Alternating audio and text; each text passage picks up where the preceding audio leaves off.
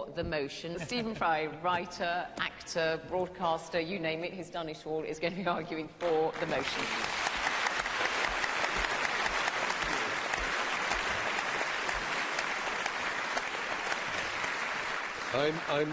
I was very disappointed. Dear Tristram Hunt, who's a marvellous MP and a splendid man and a very fine historian, he actually used the phrase slippery slope. The very fact we want to return the friezes and the metaphors of what now everybody is far too embarrassed, only very recently, to call the Elgin marbles, the very fact we want to return them to the place where they were born does not mean that the Rosetta Stone is going to go back to Egypt. As has already been said, the idea that a museum is some whole, perfect, finished Victorian idea of a kind of pantechnicon of all world knowledge is nonsensical. Like all things, it changes. And my proposal to you is very simple. How classy it would be if you went in to the British Museum and in the place where now you see the friezes that Elgin took, you saw a film of how they were cast, because they can be cast, unlike a painting, which you can only photograph. So what you would see when you went to the British Museum, you would see a period, 200 years, in which we curated them beautifully. And they will then see the journey of these extraordinary pieces of Pentelic marble being returned to within 5 miles of Mount Pentelica, where the marble was quarried and where that extraordinary temple, the Parthenon, was erected, to Pallas Athene, the goddess of Athens. The reason it's important in Athens is because it's all about Athens. There are 192 soldiers on the friezes because 192 soldiers died at the Battle of Marathon. And it was between the Battle of Marathon and their own defeat at the hands of the Spartans, between that period, Periclean Athens, that saw the rise of everything that our culture now depends on. Philosophy,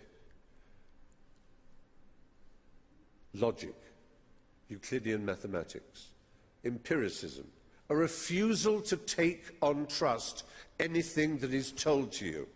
Socrates died by that principle. History, algebra, astronomy, justice, the Areopagitica, the hill up to which they went to dispense their justice. Every citizen available to do it. By no means was it a perfect society. Women did not have equal rights. Pederasty was rife. But heck, I was at a public school, there's nothing new there. So, the fact is, everything our Enlightenment is predicated upon Athens. And around that time, the Enlightenment, it so happened the Ottoman Empire had completely overtaken Greece. Now, the idea that it was a legitimate purchase by John Bruce, the Earl of Elgin, is like saying the American ambassador to the Netherlands went to Amsterdam when the Nazis had invaded and did a deal with the Nazi ruler of Holland to buy Rembrandt's Night Watch. And it was all signed, yes. We are the Germans, we own Holland, they are under our occupation, and you can have it, it's yours. And then the Congress then said, yep, it's perfectly legal, we now own the Night Watch. Greece was under occupation 9 years after. 9 years after Elgin took those, raped those beautiful and extraordinary pieces of history.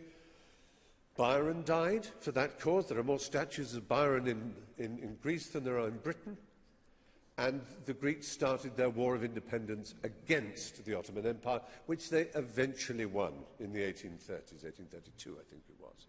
So, we're not talking about some simple business of an English ambassador doing a deal with a legitimate government who gave him the right to take away the stones of the temple that absolutely characterized and personified the greatest civilization the world had yet seen, the one on which ours is predicated.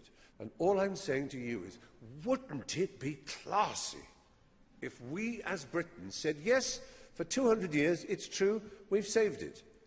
If my neighbour has a fire, and I go over and I say, well, look, I'll take the paintings a bit before they get burnt and I'll put them in my garage, and they come back 3 years later and say, can my paintings back? Oh, no, you can't have them back. They'd be burnt if I hadn't taken them. That's no argument. That's just beastliness. It's just beastliness. And perfidious Albion, which is the name by which Britain has been known for so long, this untrustworthy country that still has colonial ambitions, let's not be that anymore.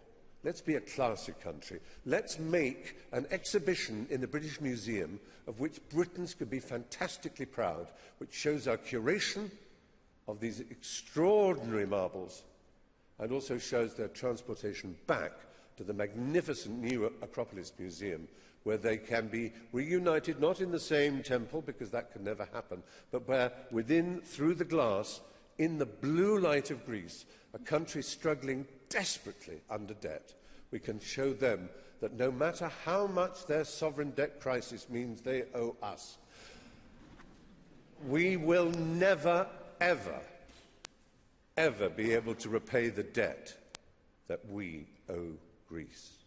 Thank you.